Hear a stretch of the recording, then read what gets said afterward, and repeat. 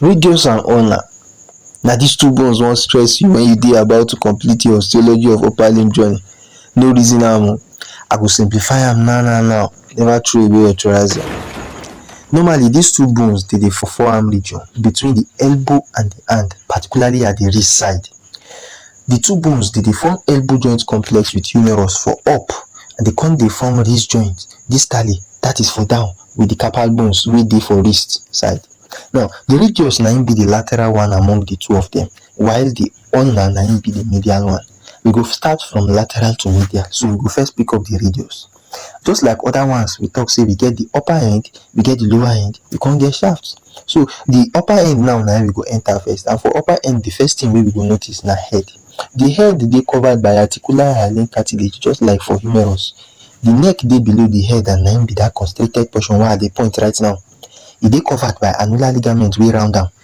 I dey display the pic for your screen. You can also see say quadrate ligament dey attach for the side of the neck for the medial side. Down for the neck, we can't get radial tuberosity. Down the neck, we get radial tuberosity. That radial tuberosity na small swelling wey dey this side. I dey touch am right now. The muscle wey dey call biceps, dey attach for im posterior part, so that part just dey kind of rough. That is in the back, wey be the posterior aspect of the radial tuberosity. So the major work of this radial tuberosity na to give attachment to that biceps muscle wey we just look now. In front, e dey related to a bursa wey dey separate am from biceps aponeurosis. Now, make carry body enter the shaft of the bone. The shaft of the bone, three borders dey, three surfaces dey. Borders first, we will get anterior, posterior, and we come get medial borders. Now, the anterior border na im you dey see right now, the one wey dey most obvious right now na im be the anterior border. The anterior border begin for up for that radial tuberosity side. You see am under the radial tuberosity, e come dey go down obliquely. That one means say e bend go down. The border come suddenly realize at this particular position where I dey tag right now say na straight guy. E come dey come down vertically till e touch ground for here. So that is the anterior border. Posterior border resemble anterior border too. E dey like anterior border in the fact say e start from medial tuberosity, bend down the same way as anterior border bend. Come also realize say him too na straight guy, come dey come down straight till e touch ground too. But medial border dey kind of different. Medial border na im be the border wey be the sharpest among all of them, and they dey also call am another name. The name na interosseous border. Now the medial border na im dey see right now, they dey call am interosseous border. Interosseous border means say e dey face another bone. So na the three borders be that. Next, we will come get the surfaces. We will look the surfaces. The surfaces of the bone. First of all, we get the anterior surface, we get the posterior surface, we can get the lateral surface. Anterior surface go between the anterior and interosseous border. You see, this is anterior border here, this is interosseous border. It is between them. We can get the posterior surface, which is between the posterior border and the interosseous border. More look at now. This is the posterior border here, at this one that I'm tagging, and then this is the interosseous border, and then this is the posterior surface in between.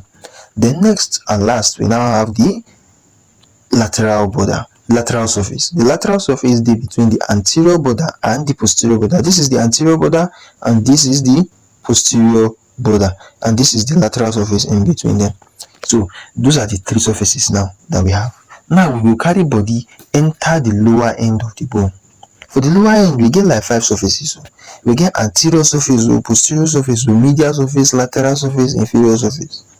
Anterior no to get tori like that, but posterior get one tubercle wey they call dorsal tubercle of Lister. We can't get the lateral surface wey dey extend go down. Like the lateral surface be this, they extend go down to form one process wey they call styloid process. Medial surface no get wahala. Now just say na im be the surface wey dey face the ulnar bone. We can't get the inferior surface. This inferior surface na im e dey face down, e no to get stress, na im just the gum body with the scaphoid carpal bone wey dey form part of the wrist joint complex. So these are basically the features of the radius bone. Now we go carry body enter ulnar bone. Now to begin the stuff, na normal thing already say we get upper end, we get lower end, and we get shaft, abi. So we go carry ourselves straight go the upper end of the bone. So if we go observe the upper end of this bone, na two things na im make am up mostly, the processes and the notches. Dis two of the two of them. Now make we first run the processes of the bone. The two processes wey we get na dem be olecranon and coronoid processes, wey dey conspire together to give am shape like say na vernier caliper abi na F clamp. So you see the shape wey e dey give am so that is the olecranon and coronoid processes doing that. The olecranon process is the upper one, while the coronoid process is the lower one. Make we start with the olecranon. Olecranon process resemble beak of bird. You see am you see the mouth, e resemble beak of bird, and na im dey enter olecranon fossa for the back of the lower end of humerus when you relax your elbow.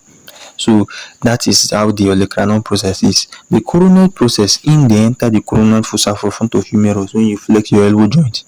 This coronoid process dey triangular, and around this medial side of it, we get wetin we dey call the sublime tubercle. Then under am we get wetin we dey call ulnar tuberosity. So those two things dey for around the coronoid process. Next, make we enter the notches of the bone. The notches wey we get na dem be the trochlear notch and the radial notch. So the trochlear notch na im be this big one wey dey C shape for here. E dey between the coronoid process and the olecranon process. So e get the coronoid part and the olecranon part of it. Around the margin of this trochlear fossa, e get attachment for that side. E get joint capsule for the elbow joint. E dey attach around the margins of this trochlear notch. So the last notch wey we get na im be this radial notch wey dey this part wey flat for here. E no too resemble notch, but sha na notch. Na im dey articulate with the medial side of that disc-shaped head of the radius bone. So they go fit form the superior radioulnar joint. We go migrate go shaft now. The cheat code here na say the same anterior border and posterior border and the same anterior and posterior surface wey dey the radius, e go dey here too, but the lateral surface e go turn lateral border and the medial border go turn to medial surface. Since the medial border of the radius bin dey face ulnar wey dey medial to am, then the lateral border of the ulnar go dey face the radius wey dey lateral to am. So na the stuff be that. The lateral border, they dey call am interosseous border, and na im dey sharp pass, just like in the radius wey be say interosseous border na im sharp pass. Here too, the interosseous border na im sharp pass, and it is lateral, it is facing the radius bone. So this interosseous border now, na im be this here wey you dey see right now. It is attached to the interosseous membrane. So now we have the anterior border now. The anterior border is here, and it is coming down from the ulnar tuberosity. You see it comes down from the ulnar tuberosity and goes to end at the styloid process. It dey go down reach the styloid process. So just like in radius wey anterior border dey start from radial tuberosity, in ulnar it dey start from ulnar tuberosity and then it goes down until e reach styloid process for ground. Then we come get posterior border. Posterior border no dey start from ulnar tuberosity, rather it will start from the back of the olecranon process. This border thick, see as e fat. We get the for up, see as e thick from the olecranon process go down till e reach the back of the styloid process. So na the posterior border be that. So na the three borders wey we get be that. Come get the surfaces where we get anterior, posterior and medial surfaces. So for the anterior surface now, anterior surface go dey between the anterior border and the interosseous border. Na im dey see right now. This is the anterior surface between the anterior border and the interosseous border. Then we come get the posterior surface wey dey between the interosseous border and the posterior border. So this is the posterior border, this is the interosseous border, this is the posterior surface between them. Then we can get the medial surface wey dey between the anterior and posterior borders. So na im be the medial border. Last but not the least, we get the lower end wey dey composed of the head and the styloid process. Wetin dey pain me pass about this bone be say the head dey down. Why the head go dey down? The thing bin tey before I bin understand this bone that time sha. The bone dey articulate with the ulnar at the ulnar notch wey dey in lower end to form inferior radioulnar joint. We don already discuss before about the superior radioulnar joint, abi? Okay. Now the styloid process e dey for im posteromedial side. that is on the medial side. Now the difference be say for radius e dey the lateral surface, while for here e dey the medial surface. Radius na lateral bone, e dey in lateral side. This ulnar na medial bone, so e dey in medial side. Shey you get am? Now make we take a look at the attachment of these bones together. We go consider them together at the same time. Make we first take a look at the anterior view. So first of all, we get the biceps brachii taking insertion from the radial tuberosity on top the radius bone. Then we can't get supinator muscle taking insertion that same place, but the lateral side, e dey take insertion on the lateral side of this upper end of the shaft of the bone. Then we can't get the flexor digitorum superficialis taking origin from on top the oblique line, that's the anterior oblique line. We can't get the flexor pollicis longus. Flexor pollicis longus, they take origin from the medial aspect of the most part of the shaft. Medial aspect, the upper part of the upper larger part of the shaft. Then we can't get pronator teres muscle, where they take insertion from the lateral side, the part where the bone curve the most. Pronator teres, they take insertion there. Then we can't get the pronator quadratus muscle. E dey take insertion near, that is in the lowermost part of this shaft. In the lowermost part, we get the pronator quadratus, that is under the flexor pollicis longus muscle. We can't get the brachioradialis muscle, where they also take insertion at this now this one, it will come be lateral aspect near the origin of this pronator quadratus, where they indicate right now. So these are the ones that take origin on the anterior surface of the radius bone. Make we look on top the ulnar bone. On top the ulnar bone, you see around that side where we get coronoid process, that is on the lateral aspect of the coronoid process, we get like 3 muscles we arrange from up to down: flexor digitorum superficialis, pronator teres, flexor pollicis longus. Also, supinator arrange itself for the lateral part of this upper end. Then we can't get in the upper aspect of this shaft, in this anterior surface, we get flexor digitorum profundus taking origin for that side. Then in the lower part, we can't get the pronator quadratus taking origin there. So you see pronator quadratus take origin in this anterior aspect of the ulnar. You can't give insertion in the anterior aspect of the radius bone. That will be enough for the anterior surface. Now for the posterior surface, now we'll look the origins and insertions there. The posterior surface, first of all, for back of the radial tuberosity, we get the biceps brachii muscle. We can't get the supinator muscle on the lateral aspect. You see, say the supinator muscle, it starts from anterior, it curve go back. The same thing for biceps brachii. From the back, it reach front. So that's why the two of them appear on both the anterior and posterior surface.